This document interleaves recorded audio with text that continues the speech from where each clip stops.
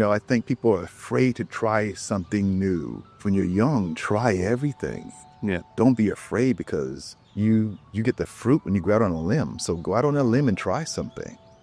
A lot of people who are, let's say, older, they say when you're young, try everything. What about if you're not young? Well, I moved to Japan only 8 years ago. So I was, in my 50s when I moved here. Yeah. A lot of people wouldn't do that. I'm like, leaving all my clients that I know in the States. It was a very scary thing. But you have one life and you have to do the things you want to do because tomorrow's not promised. And why live this life thinking like, oh, I'm living based on my career. I want to live my life doing things that I want to do. Yeah. So we are in Tokyo, in Japan. I'm visiting here. I'm traveling through here. You live here. How did this happen? Because you're not originally from Japan. No, not at all. I'm from New York originally. Grew up in South Carolina. Went back to New York to start my career. And I was the guy who said I'd never leave New York. I thought it was the center of the world. Then I got burnt out from maybe working too much. I don't know. And I took a month-long trip, went to India, and on that trip, I decided I'm going to move. I'd come to visit Japan maybe 10 times in my life, and I loved it. It felt like the best of New York and leaving the worst parts out. And I made the move here. And you're how old when you made that move? 52?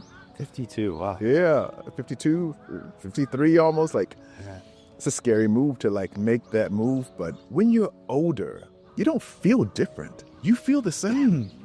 I now can distinguish between my body and Matthew, the soul of me, which is different. And I feel that. And you've got to do the things for your soul that give you happiness because you don't get another chance. What did the people around you think when you decided at 52 to move to Japan? They thought it was crazy. They all think it was crazy. I was telling about Wins, right? And most people here have probably seen Wins' video. A big topic that I asked him about was being black in Japan. I would love to hear your perspective. Oh man, I gotta tell you, I feel, it's strange to say this, but I feel more at home here than I do back in my own country. I feel much safer here than I do in my own country. It's not easy to work here. I'm self-employed, so that helps. But I know other friends who have a hard time getting work besides being a teacher or being in tech. Even as a photographer, I probably make more money being back in the States. Well, I know I would. But I live longer here. The opinions of other people they don't matter. It is arguably the thing that bothers people the most, though. I mean, you said everyone thought you were crazy. You did it anyways. How did you deal with that? Nobody cares about you. I mean, we all think, oh, what are they going to say? But maybe they say something for an instant, and then they're on to somebody else. Nobody really cares about you and what you do with your life except for you. Maybe your family might say something here and there, but ultimately, they're thinking about themselves. Right. Most people are. So live your life for you. That's all that matters. Did you ever care a lot? Did you put emphasis on that? Is this a recent? Too much. Yeah, absolutely. When did that change? Losing my family members made me realize that you have to live for you and what you believe and not be scared of what anybody thinks. Everybody wants to be part of a group and be accepted, but you have to live your life true to you and what you believe is important. And living in Japan, I'm living that life for me, not for my family, not for my friends. This is for me and for my soul, it's the best thing at this point in my life. Yeah. I love living here. You said you've been married 4 times, married right now, but 3 didn't work out. If you're thinking back on those experiences, why did those not work out?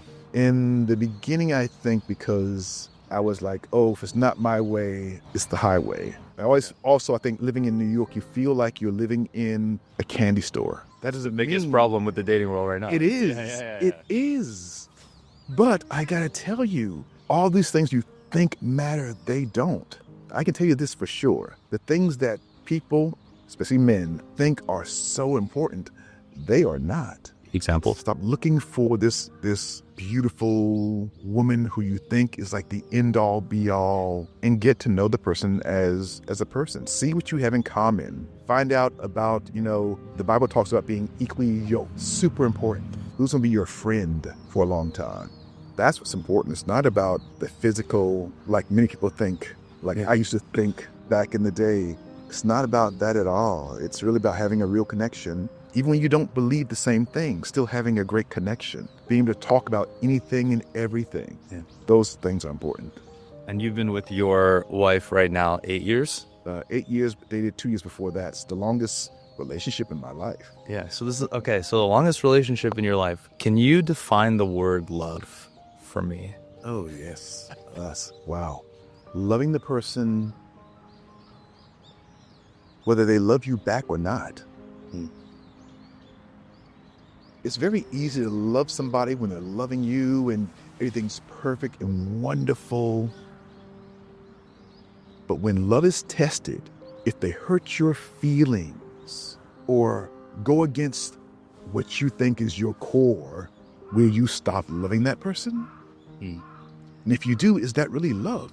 Love is forgiving somebody over and over and over again.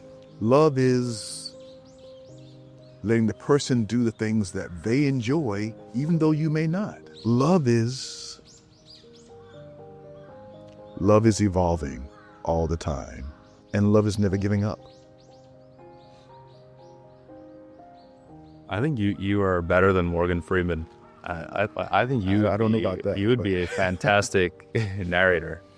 I don't know about all that. I just know, the one thing of being through so many relationships in my life and chasing the wrong thing, I finally figured out that you have to let go of everything that you think that you want. And for me, it was asking God to bring the person in my life that I need to be with and have faith. Faith's a funny thing because it's the one thing that people have a hard time with. If you can't see something physically, you don't believe it. But faith is that, believing what you can't see and truly trusting.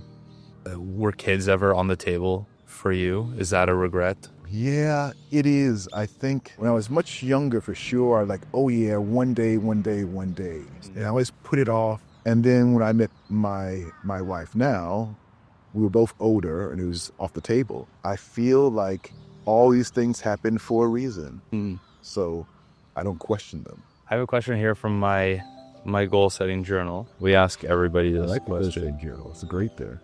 Oh, thank you. Yeah, it's a journal that we basically created based on like all the interviews we've done. And it has 3 parts that helps you figure your life out. You said at the beginning, who am I, right? Yeah. So actually here, look at this.